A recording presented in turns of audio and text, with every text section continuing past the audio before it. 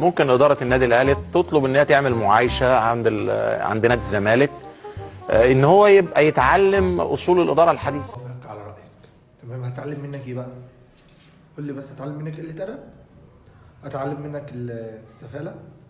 يا اخي لما تقارن النادي الاهلي بقارن الزمالك، مع ان انا احتراما لنادي الزمالك في الاداره، ما تقارنهمش ببعض في الاداره، لان اداره النادي الاهلي الحمد لله منظومه اوروبيه ومنظومه حديثه مش قديمه زي ما انت بتقول يعني. فهاجي اتعلم منك ايه؟ اتعلم منك السفاله؟ اتعلم منك النفاق؟ بس انا محترم والله رايك، لانك عندك ضمير في شغلك قوي. يعني انت طالع على قناه الزمالك وبتاخد فلوس، فاكيد مش هتشكر في النادي الاهلي او هتشكر في اي نادي، فلازم تشكر في نادي الزمالك، وده حاجه كويسه ان انت بتشوف شغلك كويس جدا وبتنافق. عارف انتوا عاملين زي ايه؟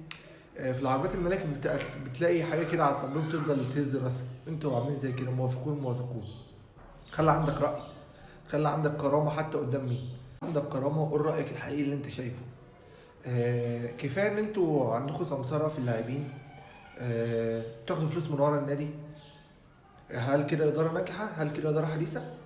لما تروحوا تجيبوا لعيبه مالهاش لازمه، يعني على اخر صفقه سامسونج بخاف يا ابني الشاشه تتكسر او يتغيروا له نص. يا عم روح شوف ادارتك يا عم والنبي، وسيبك من الادارات التانيه. ده الناس كلها بتشكر في اداره النادي الاهلي، وانت عايز نروح نتعلم عند الاداره بتاعتك؟ يا راجل حرام عليك.